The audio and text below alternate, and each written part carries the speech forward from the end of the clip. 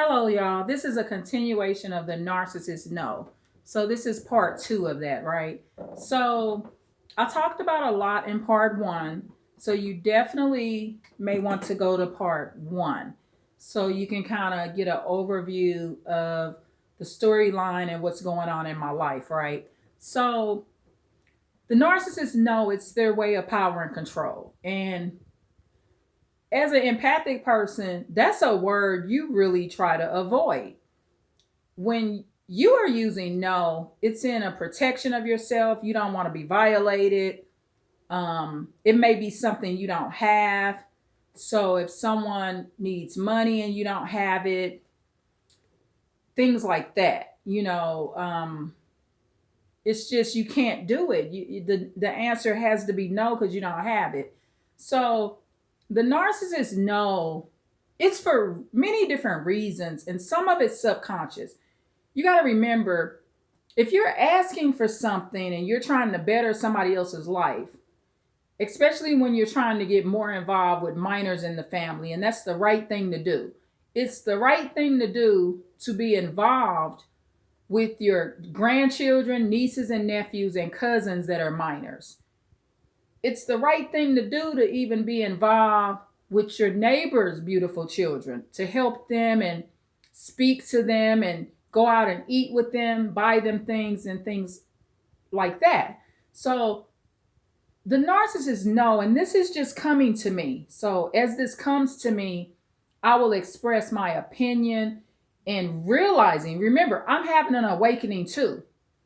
Because when I look back on it, in part one, I go over a traumatic experience from my past when I was married. So another reason the narcissist wants to tell you no and they want it to go through is because that makes your life out of order, right? So if they say no and they set you up and you can't see your own children, then you have half your children in your home and in your life, right? So the narcissist no keeps chaos in your life. It makes you maybe not as happy. Now, that's the thing with the narcissist that they're not able to successfully pull off, especially if you believe in the Lord, right? They are not able to successfully and permanently keep you unhappy. It's only temporary. And that's the part where they're filled with anger later. They're looking like ticking time bombs because they just can't figure it out. I took her kids and the Lord gave her some more. What the? They hate the Lord we serve. And then the other ones I gave her, the other ones that the Lord gave her were never taken or removed because the first ones shouldn't be have been removed, right? Especially in situations with divorces and stuff and bad custody battles. But that's another reason the narcissists know is to keep your life out of order. Because remember, in their brain, nothing's in order. That's how they was raised. They was raised in chaos. Every narcissist that I ever went up against, the like the one I'm dealing with now, please watch the Narcissist No Part 1. You got to watch that. I can't repeat what I did in that video because I need to be saying different stuff. This particular narcissist that I'm up against and this female narcissist that he's entangled with, and that's their punishment, y'all. That's the narcissist's punishment, to eventually get involved with somebody that's just as violent, just as insane, just as evil as they are. So they all come from these backgrounds. The ones I dealt with, like I said, with the ex in the marriage, he came from an alcoholic father, right? An alcoholic father that used to beat up on his mama. Same thing with this narcissist that's telling me no. He comes from an alcoholic father that used to beat up on his mama. Two individuals, right? And this current narcissist, he's not current like I just met him. I've been knowing this narcissist since I was a teenager, right? Both narcissists I knew. One I grew up with when I was young, and one I met when I was a teenager. However, this current narcissist that's attacking me, he comes from the same background, right? Their backgrounds are similar. Both had alcoholic fathers that used to beat up on their mothers. Both mothers left their fathers, right? So that's the good thing, that abuse did not continue, but it went on for a very long time. So that's the thing. See, their life was out of order. They don't really know what order is. They don't come from a background. When you come into this narcissist saying, hey, let's just all love the kids, let's be a team, they rejecting that, because that's a spirit of love. That's a spirit of respect for the Lord. That's talking really, that's angels speaking through you. And see, that demonic entity, that narcissist, they're not about that, right? So the narcissists know. Hopefully this video will help you if you're in the phase of a nervous breakdown. You just got to get your life together, get your life cleaned up, and try to do something about it, right? So this is how the narcissists know. I expressed in the part 1 how both of these narcissists got violent with me over the phone, threatening my life at different times, but they were threatening me. So this is how the narcissist, one is a male narcissist, one is acting like a female narcissist. So the male narcissist, this is how he attacks both people, the person that's being threatened and the female that he has that's threatening the old supply. The old supply would be me. So what the narcissist does, because remember, empathic people, we're different. So I'm going to explain to you how we're different. I'm not going to let nobody, no man, threaten the narcissist. So if the shoe would have been on the other foot and I had a new man and my ex was calling to try to talk to family members that are minors, I wouldn't let my new narcissist man threaten him. I just wouldn't let that go down unless my ex got aggressive. See, that's different. But even if my ex had got aggressive and my new man and they were battling, I would stop that. I would say, look, y'all, this is enough. Stop the threats. Y'all need to get off this phone. See, I wouldn't let that continue. But in this case, what the narcissist did was allowed her to threaten me. So what he does, he's attacking both people by allowing that. If he loved her for real, he wouldn't allow her to do that, because that's tainting her character. That's making her look ratchet. But see, remember, a narcissist don't care about how you look. They actually want to destroy you. So the narcissist gets to attack two supplies, the one he's with and the ex, because he thinks he's hurting me by attacking, allowing the new supply to attack me verbally. And for one, on the other hand, that's the first thing he's doing for one. But the second thing he's doing is destroying her nature, because her nature may actually be better. I don't think that this is an empath. I don't see. She met me for the first time when I was in Texas at the funeral. All she saw was that I was there with my family that I done raised and cared for. My baby sister, my cousin was there. I mean, there was nothing that I showed her to make her feel comfortable enough verbally attacking me. But remember, when you're with a narcissist, you're sleeping with a very demonic energy. So that's going to change her character, even though that may not be her nature. But in this case, I'm quite sure that may be another narcissist, because remember, that's their punishment over time. Their punishment is to eventually be with somebody that's not as attractive as what they used to have, and to be with somebody that's ratchet with a bad attitude. I don't care what kind of job she got or what hospital she work in. The lady's ratchet, right? So you got two things against you. You up in age and you ratchet. Because I didn't respond to it with any viciousness. Because I wasn't going to act ratchet and give that narcissist what he wants. But she's giving that narcissist what he wants. He liked to see that. He felt really good listening to that. He was silent. He just allowed that abuse to go on. He allowed her to be abusive, and he allowed me to be abused. He did nothing to stop it. However, when it created an uproar in my household with my family, I calmed my family down and didn't allow them to go in for the attack. For one, I did it that way because they ain't in person, right? So she ain't actively in my house doing none of the stuff that she's saying she gonna do. She gonna bash my head in. She gonna beat my AB. You know, I'm gonna beat your ass, bitch, and all of that. None of that is really happening. None of that can she do over the phone. Now, if she's in the house talking that bullshit,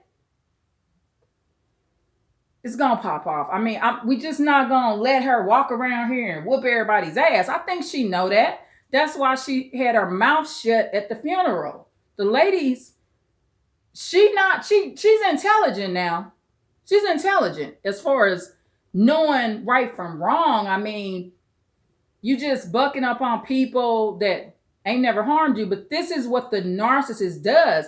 Because, see, the narcissist has told her a bunch of bull crap and a bunch of things about the X supply. This could be the same lady that gets out of this situation that comes back years later and apologizes. However, I'm not waiting on her apology. At the end of the day, I am pursuing legal action because you gotta get some help for the kids. It's not right to leave kids somewhere. At least get your visits in order. Children need to have diversity in their lives. Having kids in a household every day with some belligerent narcissists that do not control their tempers is not a good idea. And there's already been a situation with one of the kids of a potential assault on one of the kids. Okay, so see, stuff like that will leak out. You know, you're wondering, okay, well, did the child fall on accident? What happened with the child? But then when that narcissist snaps on you like that, you got to put two and two together. This is a narcissist that loses their temper. And remember, the thing is, when a narcissist loses their temper with you, okay, they might think twice before they hit you because you another adult. But when that narcissist loses their temper with those kids, that's where they're going to be beating those kids. And I'm talking about kids that's not acting up, y'all. Like the kid ain't doing nothing to provoke it. It's just the narcissists hate these kids. And in this particular case, this female narcissist has no children. So see, she's getting this gratification off of telling someone else's family, blood family, that they cannot communicate with the minors. The lady told me this, y'all.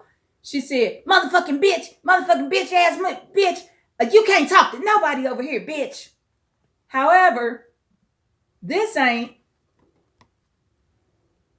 her family. This is not her biological family. So she's telling me as the biological relative who I can't talk to.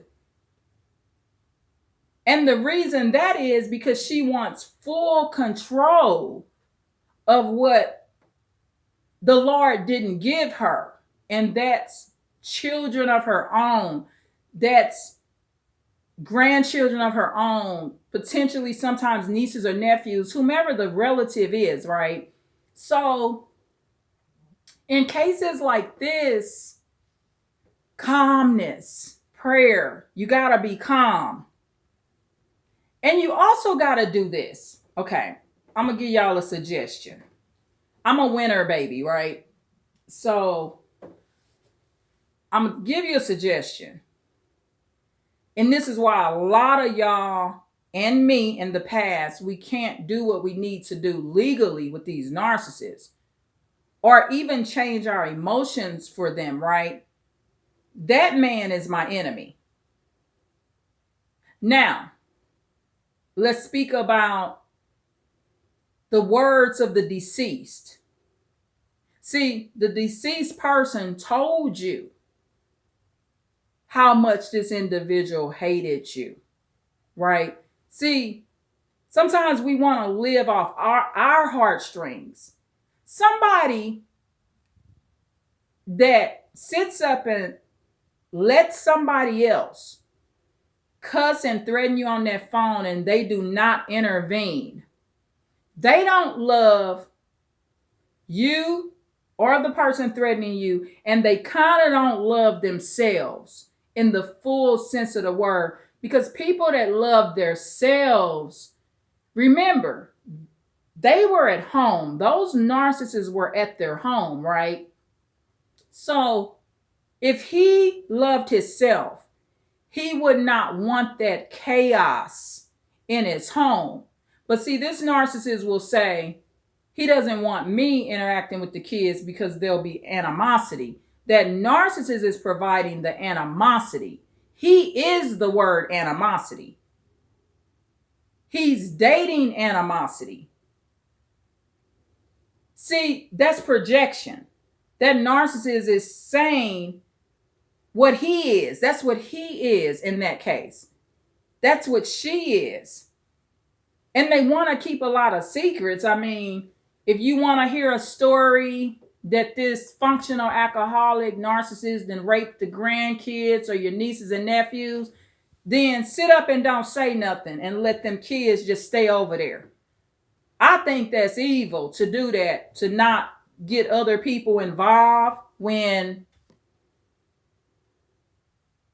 to get other people involved to help the situation with the kids, especially when you are calm, you're not responding violently, and you are experienced, you know how to be organized, and you're not having a nervous breakdown. You're actually able to handle the situation.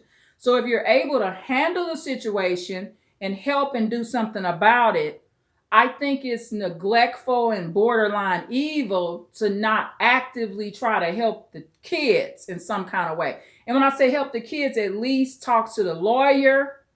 You got to reach out to people for the kids' sake. Because see, this is 2023. And calls come in like this, y'all. This narcissist has shot up the whole family, the kids too. Because remember, the narcissist is disturbed. In one part of the conversation, prior to the female narcissist threatening me, when I was talking to the male narcissist, I had to actually remind him of who died. He actually was in such a uproar and disturbance in his mind. He said, who you talking about past now? And this is somebody that he took care of, y'all. This is how the mind goes with these people. Mental. Okay? This narcissist is not the same person that he used to be. Now, I don't know her background of the female narcissist. I just know that at a minimum, she's easily manipulated and she's easily controlled, right? And so the narcissist, no, he has a lot of no's. She has a lot of no's, right? I'm getting no, no, no. But like I said, since I'm not having a nervous breakdown and I'm handling the no, then it would be wrong of me and I would be less of a woman and I would not be a true empath to know that information at this maturity in my life and not try to do something about it, right? Empaths, when you're not having a breakdown, we don't just say forget it. We actually actively do something about it. I'm talking about an empath like me that has the ability to take care of some business if I really, really wanted to. We do something about those situations because we're sensitive about kids. Okay? And we love kids and we want the best for children, all children. So that's what I covered earlier. The narcissist wants to keep your life out of order. So the no also, the narcissists know when they say no to you, they're attempting to make you feel as hurt as they are. They're in pain, they're in turmoil, and it's because of their choices, right? Choices like this. This particular male narcissist, this female narcissist that he has, he thought, because they like people to pay them money, y'all. So see, a narcissist will choose money over their relative, right? So they choosing the money. So you got to remember this. Who stays in a narcissist's house is who is paying the bills. They'll choose that person over their own flesh and blood.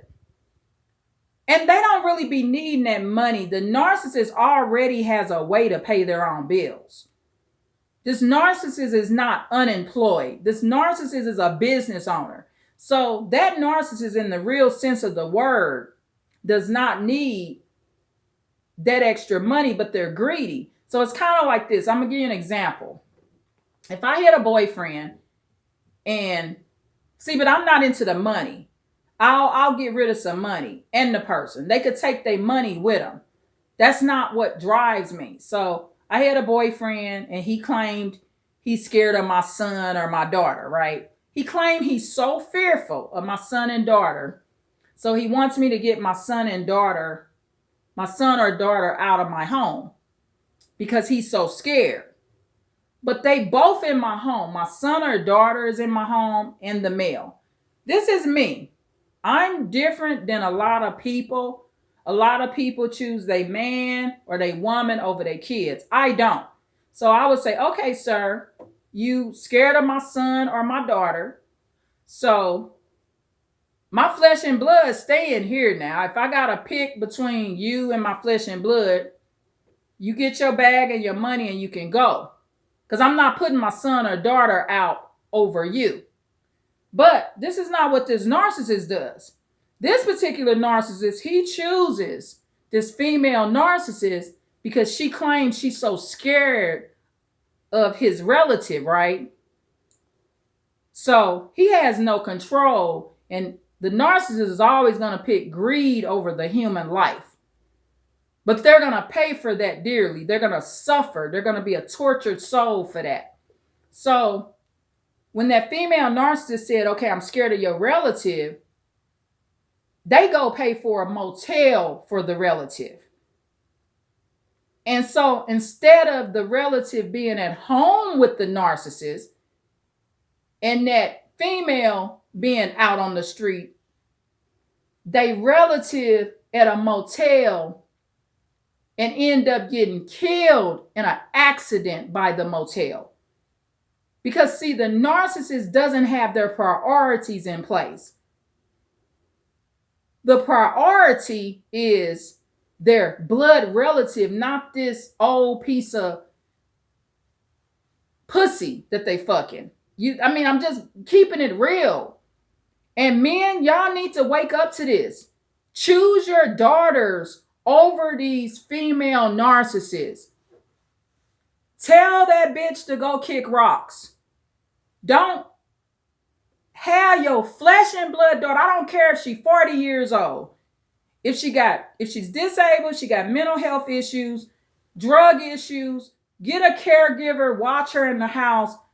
Choose your daughter over that new bitch. I'm telling you. Because if you don't, you're going to shed many tears. I'm talking to men now. You're really going to regret that decision. Because no old bitch is worth your daughter's life. Because you got the wrong person in the house. The female narcissist pay for her to be at the motel. Instead of, okay, I'm going to say this once again. You got to choose your daughter or your son over the female narcissist. This is for men because a lot of men lose their children this way. Because see, especially when you got daughters, a lot of narcissistic females, they're more willing to deal with men that have a adult son, but they tend to hate the man's adult daughter. Because see, that's that female competition. That narcissist female, she's in competition with your daughter. Same way with my sons. I understand that male narcissist is in competition with my sons. That's why he would want them out the house, right? So if I had a male narcissist, he's going to play like, oh, he's so scared of my son. And so I put my son out, and then my son over someplace, I put the wrong person out. And especially in relationships where you're not married to this person, y'all. And in my opinion, my son or daughter still comes before my husband. I'm just like that. I mean, everybody's different. You could go read a Bible and they say you're one with your husband or wife. Fine. I believe I'm more one with my flesh and blood. This relative, my blood is flowing through their veins, right? So I just wouldn't make the choice and pick the husband over my sons and daughters. I just wouldn't. But in this particular narcissist case, this narcissist is suffering because, like I said, he's a money-driven person. And the motel that he was paying for was so expensive. He couldn't even handle it, right? But at the end of the day, the wrong person is in the house. Now, I want to point this out. Back in 2018, because you're probably thinking this, well, what did you do to save him or her?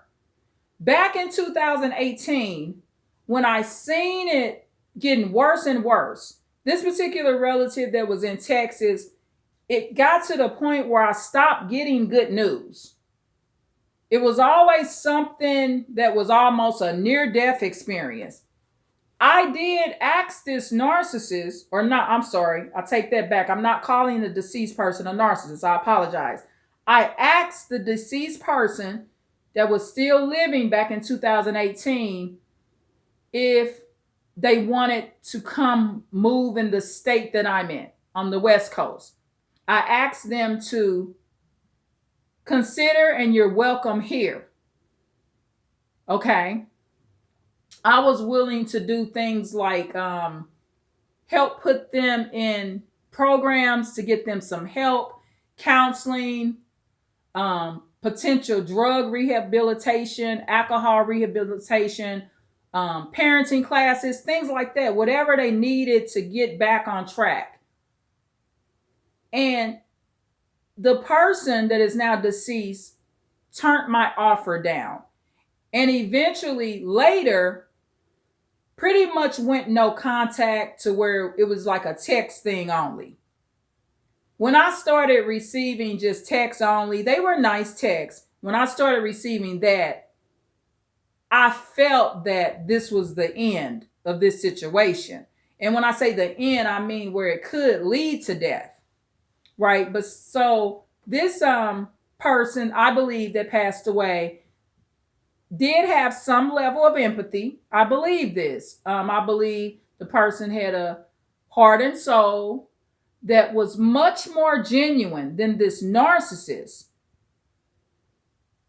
that had a lot of control over them. So, see, when somebody is an adult, y'all, and they refuse to take your help, and you don't have a power of attorney over them or anything like that, you have no control, right? So that's why you got so many drug addicted people that live on the streets. And they actually have another name that they call it, so we can get up to date with this. It's called SUD, substance use disorder. So someone that's drug addicted, alcohol addicted, or addicted to other chemicals, they're addicted to substances. Substance use disorder. They call it SUD.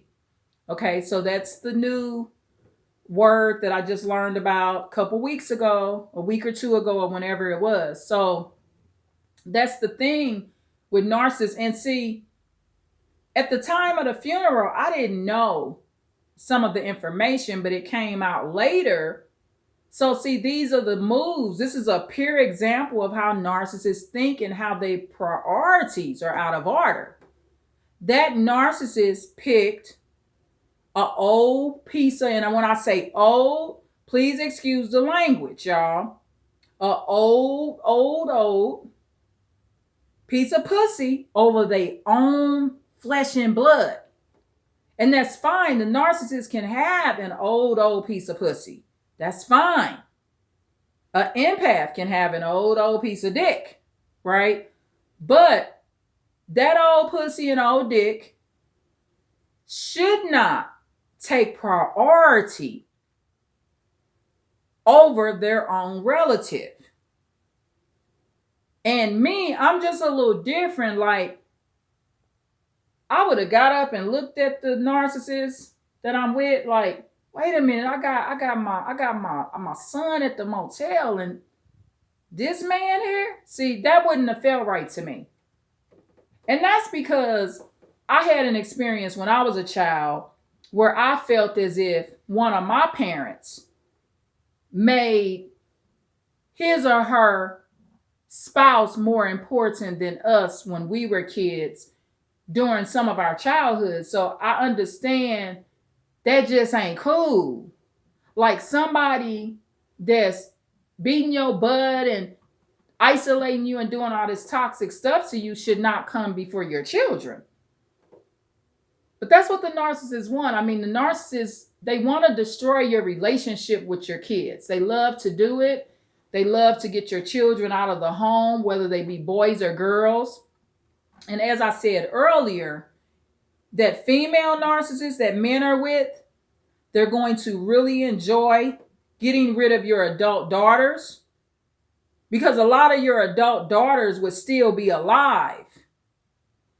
They wouldn't be out here at motels and in the street and on drugs if their dads had stayed out of those relationships with those other narcissists. Right now, if that man is with a true empath, that woman is going to want to keep your daughter at home, because that empathic woman doesn't want your daughter at a motel by herself, crossing the street, getting ran over, getting killed, getting kidnapped, getting assaulted. Anything that could happen with your female adult daughter, a female empath just doesn't want that to go down. But see, what happens is a lot of times these men are meeting these women when their daughters are already in their 30s and stuff like that, late 20s. So that woman didn't know your daughter when she was a baby. And same way, like I used the example, if I had a male narcissist, most male narcissists, they want those males that are blood related to you out of that house when they 5 years old, y'all. They really prefer that you get rid of those boys before they grow up, because they know that they're going to be challenged by those boys. because those boys are going to be your protectors. He's going to be the one to say, what you say? You going to beat my mama. And next thing you know, your son done went and got a pistol. A lot of them won't need a gun. They just going to beat the narcissist's ass. Because you're dealing with a young man versus an older man. And a lot of times, the older men get sick or whatever. And this is not, as a disclaimer, this is not to judge people as they get older. Because all of us, if we get older, if you're not in your 20s, whether you male or female, anybody can consider you an old piece of pussy or an old piece of dick, including me, right? I can be looked at like that. But I'm trying to word it in a way so that you get it. So that's how you need to be looking at these female narcissist men. Don't make the mistake and you sitting up at a funeral holding an old piece of pussy hand while you looking at your baby girl in the casket. Because no matter what, no matter how old your baby girl is, I don't care if she's 30, 35, 40, 55, however old your baby girl is, you are going to go insane. You're going to be borderline insane because somewhere in that subconscious mind, you picked the wrong choice. So you got to pick the right choice. Always pick your family over any female that comes in your life, man. And women do the same thing. I'm living by example, right? I never picked a man over my sons, right? I'm talking about children that I raised from day one. Never did it. A lot of men just kind of strayed away from me. I mean, sometimes we wouldn't even get close enough to sleep together a date. Because they always knew my sons came first. They always knew that they would not have the power and control to convince me to put my sons out. A lot of men, they want to be with women and they know when they come in that house that woman is going to get rid of her kids. And I was very upfront. They knew I wasn't getting rid of nobody because you barely could get a scheduled date with me because I'm so busy with my kids, especially when they were younger, right? So it's no time for that. And I don't regret that decision. I don't care nothing about being married or having a boyfriend. I don't care nothing about that. I care about my sons not having felonies. They never went to the penitentiary. They not out here in no streets, in no gang. They're at their homes safe and sound. They have jobs. They don't have girlfriends and wives that they're beating up on. That's the type of stuff I care about. So I got my result. My result was putting them first.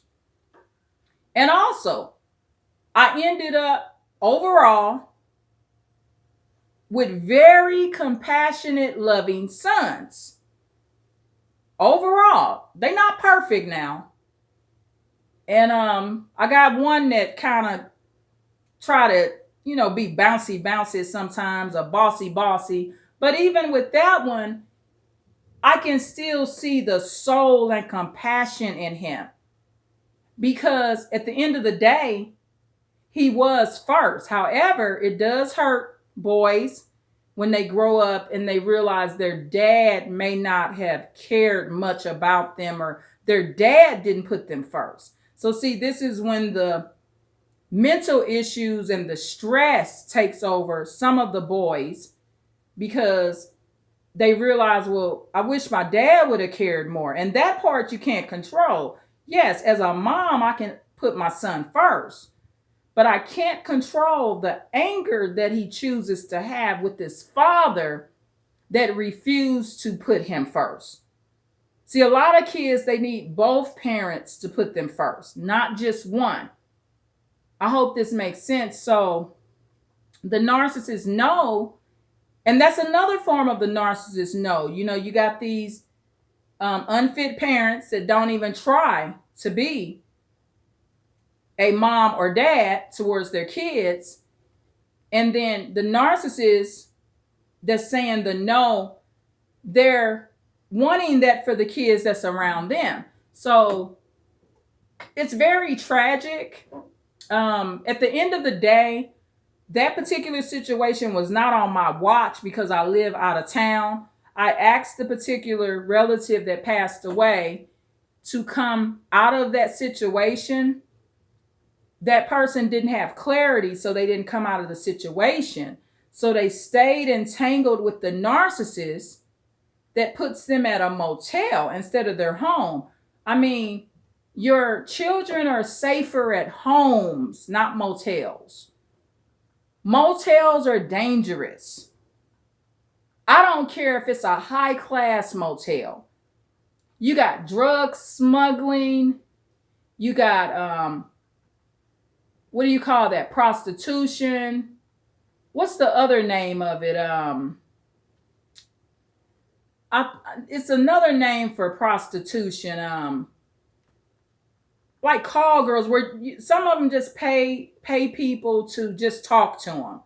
Not all prostitution is sexual. I forgot. I can't think of the name of that right off the top of my head. Something service. I forgot what you would call it. Call girls. I can't think because I ain't never been one of those escorts or whatever. I think it's escorts. Escort service. Where some of men and women both do that. They work for escort services, and some of them just go meet with people just to talk to them. It's not always sexual. So a lot of that goes on in motels, high-end motels and low-end motels and hotels, right? High-end hotels and low-end hotels. So that's just not where you should put your relative, but it goes back to when the person that's passed away told you, well, don't nobody in this state or in this particular place, I don't feel like they love me. But see, when you got addictions, your clarity's not the same. You know, when you're not addicted and empathic and you don't feel like somebody love you or a group of people love you, you can kind of move on from the situation. You can figure a way out, but if you don't have clarity, you're not courageous enough to get out, and you're in that situation and you just can't break free from it. It's like a stronghold. And I was asking the relatives to come back where I'm at, but there was some traumatizing things that it went on to where the person didn't want to come back in the state that I'm in. But at the end of the day, that tragedy that went down was at that location where they stayed, not here. And see, I believe that you can have 2 or 3 death dates. I mean, we're always on the brink of death, right? But based on your choices, you don't have to make your death date so soon. So if you're being asked to pull out of a situation and you don't, your death date is going to be your first death date. It's going to be sooner than later. That's what I truly believe. I believe that the Bible, there's not enough detail in the Bible about this particular subject. And the reason is this. It's just like this. Some religious people will say, well, if I don't see it in the Bible, it ain't real. But check this out. You can't go to the Bible and it teach you how to do plumbing neither, right? So if you want to change a pipe out, I'm not a plumber. I'm just trying to use some fancy words. If you want to change a pipe out, replace a busted pipe, ain't no Bible going to tell you how to do that. It won't be there. You got to go see a manual. You got to look at a manual, and you got to go to school for plumbing. You got to take some classes. You got to get your plumbing license and certification if that's what it requires in plumbing. How to do that is not in your Bible. It's the same thing with death. The Bible tells you part of what goes on with death. It tells you, okay, everybody going to have a death date. But it can also mislead you to think that no matter what you do, you just going to die that day. And that's not giving you details on, like I just said, you can have 2 to 3 death dates. Many of you, your death date is created. You're overweight and you need to walk more to get your blood pressure down. Something that I had to experience. That's why I'm on this bike now. I've been on this bike, moving my legs 45 minutes.